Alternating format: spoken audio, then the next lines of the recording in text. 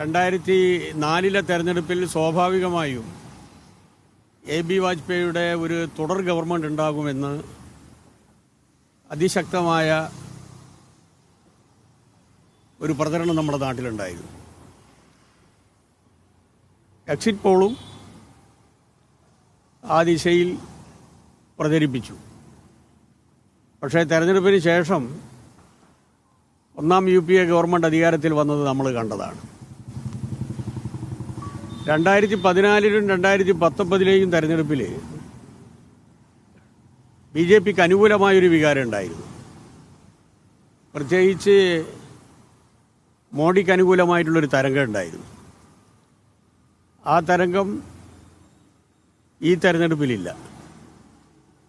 ഇല്ലെന്ന് മാത്രമല്ല, തണുത്ത പ്രതികരണമായിരുന്നു പല സ്ഥലത്തും ഉണ്ടായിരുന്നത്. ഈ കഴിഞ്ഞ 5 വർഷം ഏറ്റവും ശക്തമായിട്ടുള്ള പ്രക്ഷോഭത്തിൻ്റെ കാലഘട്ടം കൂടിയായിരുന്നു. പ്രത്യേകിച്ച് കൃഷിക്കാരുടെയും തൊഴിലാളികളുടെയും സംഘടിതമായ പ്രക്ഷോഭം.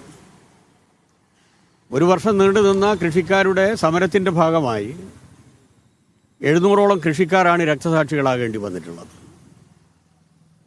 ജീവിതം ദുസ്സഹമായിരുന്നു. ഒരു രൂപത്തിലും താങ്ങാൻ പറ്റാത്ത രൂപത്തിലുള്ള ബാധ്യതകളാണ് ജനങ്ങൾ ഏറ്റെടുക്കേണ്ടി വന്നത്. അത്തരമൊരു സാഹചര്യത്തിലാണ് ഒന്നാം ഫേസ് കഴിഞ്ഞ് രണ്ടാം ഫേസിൻ്റെ തുടക്കത്തിൽ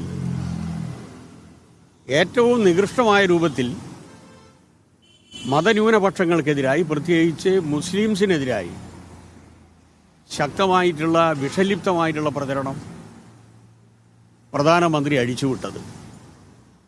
യഥാർത്ഥത്തിൽ ഒരു വർഗീയ കലാപത്തിലേക്ക് നമ്മുടെ രാജ്യം നീങ്ങുമോ എന്ന സംശയം പോലും ഉണ്ടായിരുന്നു. എന്നാൽ അതിനെയെല്ലാം മതനിരപേക്ഷ ഇന്ത്യ ശക്തമായി പ്രതിരോധിച്ചതിൻ്റെ ഭാഗമായിട്ടാണ് വലിയൊരു കുഴപ്പം കാണാതെ നമ്മൾ രക്ഷപ്പെട്ടത്. മറ്റൊരു ഭാഗത്താണെങ്കിൽ ഹിന്ദുത്വ ഏകീകരണത്തിന് വേണ്ടി എല്ലാ വഴിവിട്ട മാർഗങ്ങളും സ്വീകരിച്ചു. രാമജന്മഭൂമി പ്രശ്നം ഏറ്റവും സജീവമായി കൊണ്ടുവന്നത് ഈ ഘട്ടത്തിലാണ്. അമ്പലം പണിതതിൻ്റെ പേരിൽ വോട്ട് അടക്കം ചോദിച്ചു. ആത്മീയതയെ ഇതുപോലെ ദുരുപയോഗിച്ച, തെരഞ്ഞെടുപ്പിന് വേണ്ടി, വോട്ടിന് വേണ്ടി ഉപയോഗിച്ച ഒരു കാലഘട്ടവും ഉണ്ടായിട്ടില്ല. ഇതൊക്കെ വെച്ച് നോക്കുന്ന സമയത്ത് എക്സിറ്റ് പോൾ എന്ത് പറഞ്ഞു കഴിഞ്ഞാലും BJPക്ക് കേവല ഭൂരിപക്ഷം കിട്ടുമെന്ന് തോന്നുന്നില്ല. എക്സിറ്റ് പോളുകളിൽ തന്നെ 201 ഇന്ത്യ മുന്നണിക്ക് പറയുന്നുണ്ട്. 201 വരെ. ഇന്ത്യ മുന്നണി തന്നെ അവകാശപ്പെട്ടത് 295 ഗാഡ്ഗെ. അപ്പോൾ സ്വാഭാവികമായും BJP വീണ്ടും അധികാരത്തിൽ വരും ഈ പറഞ്ഞ കാരണങ്ങളാൽ എന്ന് എക്സിറ്റ് പോളിൻ്റെ അടിസ്ഥാനത്തിൽ വിശ്വസിക്കാൻ സാധിക്കില്ല.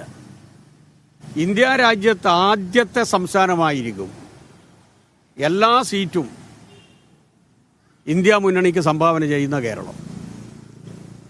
അക്കാര്യത്തിൽ യാതൊരു സംശയവും ഉണ്ടാകില്ല. ഈ കേരളമായിരിക്കും അതിന് ഒരു മാതൃക. എണ്ണിപ്പറയും ഓരോ വോട്ടും. June 4 media 1-നൊപ്പം.